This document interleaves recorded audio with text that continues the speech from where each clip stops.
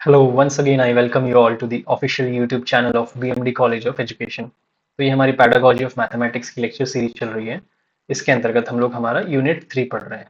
तो यूनिट 3 में हमारा ये पूरा कंप्लीट हो गया टॉपिक और ये बी भी हमारा हो गया है। आज हमारा इसका लास्ट टॉपिक हम लोग पढ़ेंगे जो है प्रोग्राम्ड इंस्ट्रक्शन मेथड। ठीक है, तो इसके साथ हमारा यूनिट 3 कंप्लीट हो जाएगा। तो चलिए अब हम शुरू करते हैं। तो सबसे पहले मैं इस डायग्राम के साथ शुरू करना चाहूंगा कि भाई 1950-60 के दशक की मैं बात करूंगा। ठीक है, 1950 या 60 का जो दशक था। ठीक है, तो उस वक्त पे भी इसी तरह से पढ़ाया जाता था कि भाई एक टीचर होता था और बाकी सारे स्टूडेंट्स होते थे। ठीक है, तो बट क्या होता था कि भाई आज भी ऐसा ही होता है, उस वक्त में भी था कि एक टीचर पढ़ा रहा है, क्लास में काफी सारे स्टूडेंट्स हैं, 60 बच्चे हैं। तो उसमें से कुछ बच्चे जो होंगे वो फास्ट लर्नर्स होंगे, जल्दी सीख जाते हैं, कुछ स्लो लर्नर्स होंगे, धीरे सीखते हैं, और कुछ लोग जो होंगे ना वो एवरेज स्पीड से पढ़ते होंगे। ठीक है, तो दिक्कत यही थी उस टाइम पे। जो उस वक्त के एजुकेशन साइंटिस्ट थे उनका ये मानना था कि भाई क्लास में हर बच्चे की अपनी लर्निंग स्पीड होती है। तो टीचर तो जो है वो बोल के अपना चला जाएगा, वॉक अवे कर जाएगा क्लास से। तो स्लो लर्निंग वाले बच्चों का क्या, या एवरेज लर्निंग वाले बच्चों का क्या, वो कैसे चीजें सीखेंगे। तो एजुकेशन साइंटिस्ट का मानना था कि कोई ऐसा मटेरियल डिजाइन किया जाए, ठीक है, रीडिंग मटेरियल या किताबें कुछ इस तरह की डेवलप की जाए कि टीचर हो या ना हो, मान लो टीचर पढ़ा के चला गया, उसके बावजूद भी बच्चा अगर उस मटेरियल को पढ़ेगा तो बच्चा इजीली अपने आप खुद से ही चीजें सीख जाए, स्वयं से ही चीजें सीख जाए। तो ये जो डिजाइन की जा रही थी किताबें या मटेरियल, इसी को कहा गया था प्रोग्राम्ड इंस्ट्रक्शन। ठीक है, दिक्कत क्या थी, bottleneck, a single teacher can not provide personal attention और इमीडिएट रीइंफोर्समेंट टू 60 स्टूडेंट्स। कि भाई सिंगल टीचर 60 बच्चों को नहीं करा सकता है। ठीक है, तो रिजल्ट क्या हुआ, the broadcast model fails at the margins. तो इसको ब्रॉडकास्ट मॉडल बोलते हैं कि भाई टीचर बीच में खड़ा होकर ब्रॉडकास्ट कर रहा है चीजें। तो इस मेथड की खामी महसूस हुई एजुकेशन साइंटिस्ट को। ठीक है, तो फिर उन्होंने क्या हिसाब लगाया कि क्या हम कुछ ऐसा बना सकते हैं, can we create a teaching material so good that student can learn without a teacher.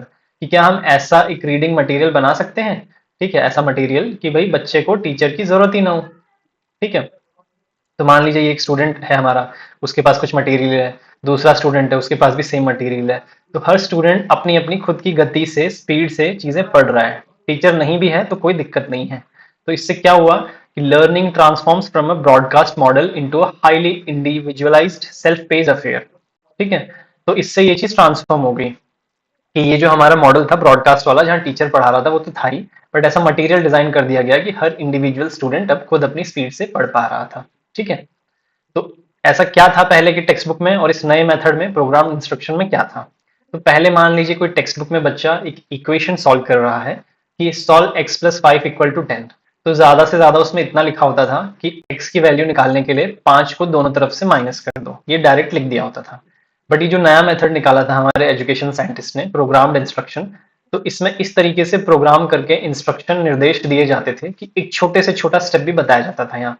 जैसे मान लीजिए कि अगर x की वैल्यू निकालनी है इस इक्वेशन में से तो 5 को निकालना होगा। ठीक है, व्हाट शुड बी सब्सट्रैक्टेड, क्या निकालना होगा, 5। ठीक है, फिर कहाँ 10 में से 5 चला जाएगा, राइट हैंड साइड में, तो कितना बचेगा, 5। तो x की वैल्यू कितनी होगी, 5। तो इस तरह से पूरा स्टेप बाय स्टेप एक एक चीज बताई जाती थी, जैसे स्पून फीड करते हैं ना छोटे बच्चे को, वैसे programmed instruction checks every single step and provides immediate feedback before moving forward. तो ये मेथड जो था ये तुरंत बच्चे को बता दे रहा था कि भाई मुझे इस स्टेप में कोई दिक्कत आ रही है, कोई प्रॉब्लम आ रही है, ठीक है, आ रही है तो क्या करें, नहीं आ रही तो आगे बढ़ जाएं। छोटे छोटे टुकड़ों में इसने एजुकेशन को बांट दिया था। तो यही था हमारा प्रोग्राम्ड इंस्ट्रक्शन मेथड, जो हमारा टॉपिक की हेडिंग है, प्रोग्राम्ड इंस्ट्रक्शन। तो इसकी हम एक और एनालॉजी देख लेते हैं, वीडियो गेम का एग्जांपल हम देखते हैं। बचपन में हमने कोई ना कोई वीडियो गेम जरूर खेला होगा, या आज के वक्त में पबजी खेलते हैं बच्चे। तो उसमें क्या होता है कि आप प्लेयर हो यहाँ पे, और आपके सामने एक विलन होता है, गुंडा होता है। तो आप गुंडे को मार देते हो, तो जैसे आप गुंडे को मार देते हो आपको पॉइंट मिल जाते हैं गेम में। ठीक है, पॉइंट मिल गया गेम में, तो फिर उसके बाद नेक्स्ट स्टेज में चले जाते हो आप, अगला मिशन मिल जाता है आपको गेम में। तो ये जो मेथड है ये भी गेम से ही जुड़ा हुआ है। कैसे, you don't need a teacher sitting next to you, the game itself teaches you step by step. This is exactly how program instruction works in education।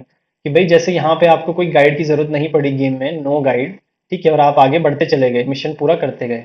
तो प्रोग्राम्ड इंस्ट्रक्शन में भी ऐसा ही होता है कि बिना टीचर की हेल्प के आप आगे बढ़ते चले जाते हो।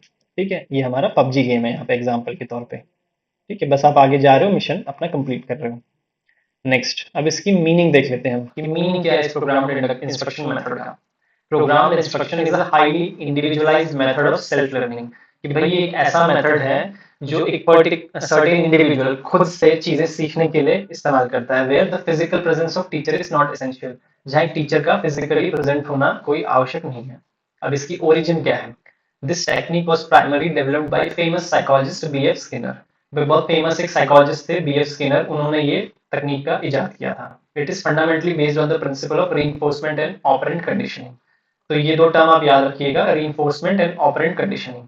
तो इसका मतलब बेसिकली कुछ नहीं होता, मान लीजिए आपने कोई एक समस्या देखी, उस समस्या का कोई हल निकला, कोई सॉल्यूशन निकला, तो अब वो जो सॉल्यूशन है वो उस समस्या के लिए सही है कि नहीं, अगर वो सही है तो हम उसी दिशा में आगे बढ़ते हैं, अगर वो सॉल्यूशन सही नहीं है तो हम वापस अपनी प्रॉब्लम की तरफ रुख करते हैं और कोई नया मेथड फॉलो करते हैं।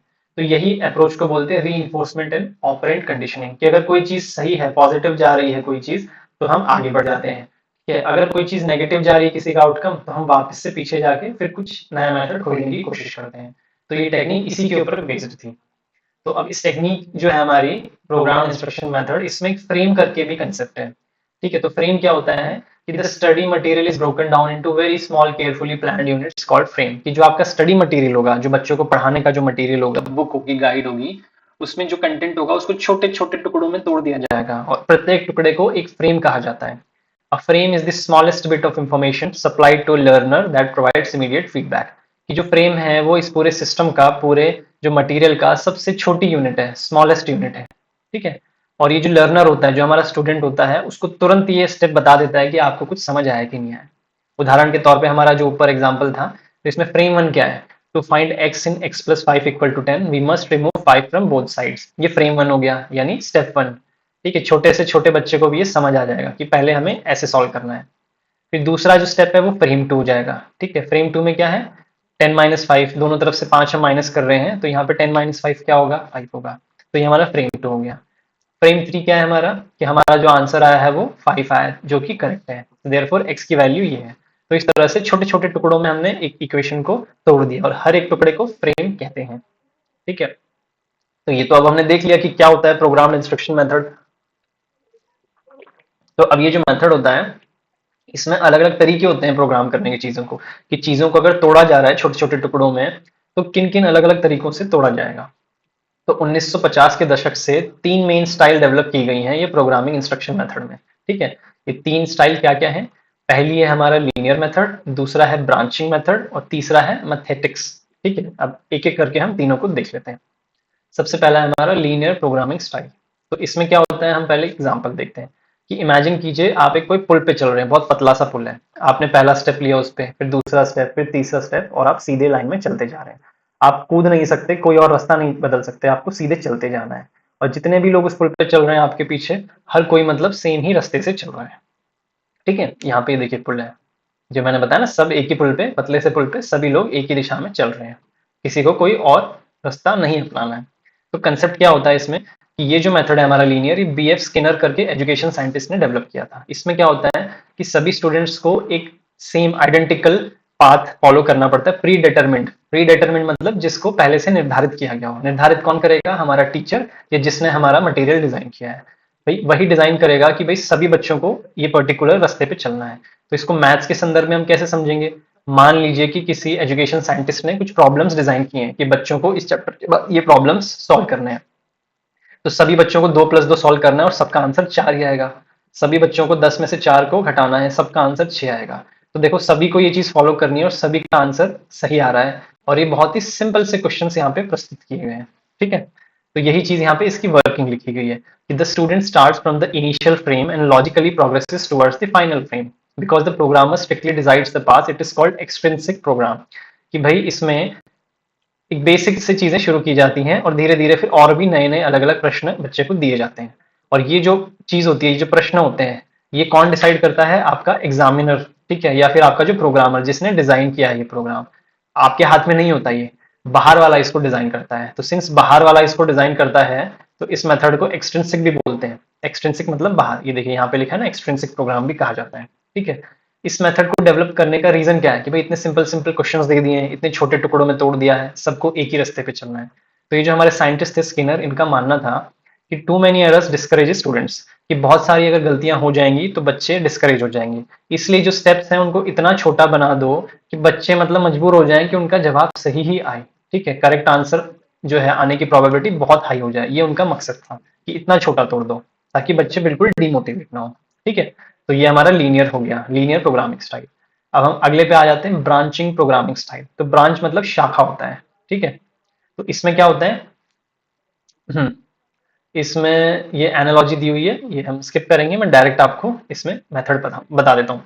ठीक है, इस मेथड में बेसिकली क्या होता है कि ये नॉर्मन क्रोडर करके एक एजुकेशन साइंटिस्ट थे, उन्होंने दिया था ये, इसलिए इसे क्रोडेरियन स्टाइल भी कहा जाता है। It is called an intrinsic style because the learner makes the decision to adopt the instruction to his own background.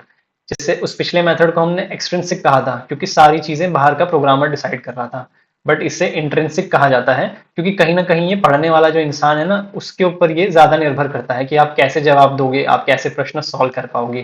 कैसे, हम इसकी वर्किंग देख लेते हैं। A student reads a unit of material followed by multiple choice questions। कि मान लीजिए एक बच्चा ने एक यूनिट पढ़ाई की, उसके बाद वो बच्चा अपने अंडरस्टैंडिंग को चेक करने के लिए एमसीक्यू सॉल्व कर रहा है। तो अब दो पॉसिबिलिटीज है, या तो बच्चे का सही जवाब आ गया एमसीक्यू, या गलत जवाब आ गया। अगर बच्चे का सही जवाब आ गया तो ही is presented with the new paragraph, तो बच्चा आगे बढ़ जाएगा, नया पैराग्राफ पढ़ेगा, नए क्वेश्चन सॉल्व करेगा। मगर अगर बच्चे का गलत जवाब आ गया एमसीक्यू में, तो क्या होगा, he is presented with remedial material written specifically to clear his doubt. ठीक है, तो बच्चे को ऐसा मटेरियल देना है, ठीक है, अगर बच्चे का गलत जवाब आया कि उसकी गलती क्यों हुई, वो डाउट उसका क्लियर हो, और वापस से बच्चे को उसी प्रश्न की ओर लौटाया जाए ताकि वो एक और बार ट्राई करे सही जवाब देने का। ठीक है, तो इससे क्या होगा, दस students proceed through different branches और routes based on their intelligence. तो इससे ये पता चलता है कि बच्चे अपनी अपनी लर्निंग स्पीड, अपने अपने इंटेलिजेंस के हिसाब से, कोई डायरेक्ट सारे आंसर सही दे देगा, कोई थोड़ा सा घूम फिर के जाएगा, किसी को बहुत ही ज्यादा रिवीजन की जरूरत करनी पड़ेगी। ठीक है, तो सबके लिए ये मेथड अलग है, इसलिए इसे क्या कहा गया है इस मेथड को, इंट्रिंसिक, क्योंकि बच्चे के खुद के अंदर पे डिपेंड करता है। बच्चे ने स्टार्ट कर दिया, अगर सही जवाब हो गया तो बच्चा आगे बढ़ गया, बच्चे का गलत जवाब हुआ तो यहाँ पे उसे चीजें सीखनी पड़ेगी, फिर वापस आना पड़ेगा। तो ना जाने कितनी बार ये चीज रिपीट होगी, क्योंकि ये इंट्रिंसिक मेथड है, बच्चे पे निर्भर करता है। ठीक है, तो ये हमारा हो गया यहाँ पे। ठीक है, अब नेक्स्ट क्या है हमारा, मैथेटिक्स प्रोग्रामिंग स्टाइल। ठीक है, तो इसको भी हम एक एनालॉजी से पढ़ते हैं, मास्टर शेफ एग्जाम्पल। कि मान लीजिए कि आपको एक डिश दिखाई जा रही है, कोई पिज्जा है या कोई बहुत टेस्टी गार्लिक ब्रेड की डिश है।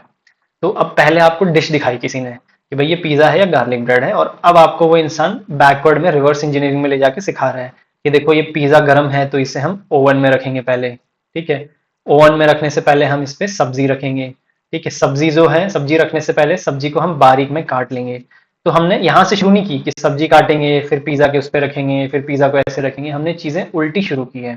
तो जो मैथेटिक्स जो हमारा मेथड होता है, इसमें यही चीज होती है कि चीजों को उल्टा सिखाया जाता है। पहले जो आपकी मेन चीज है, मेन प्रॉब्लम है, फाइनल जो आउटकम है, उसे दिखाया जाता है, फिर उसके बाद बैकवर्ड बच्चे को मास्टरी कराई जाती है चीज की। ठीक है, तो हम इसे पढ़ के देखते हैं कि जो शब्द है मैथेटिक्स, ये ग्रीक शब्द मैथेन से डिराइव हुआ है। इसका अर्थ क्या होता है, लर्न, सीखना। ठीक है, तो it was first conceived by Thomas Gilbert in 1962। With Thomas Gilbert करके एक एजुकेशन साइंटिस्ट थे, उन्होंने ये शब्द का इजाद किया था पहली बार।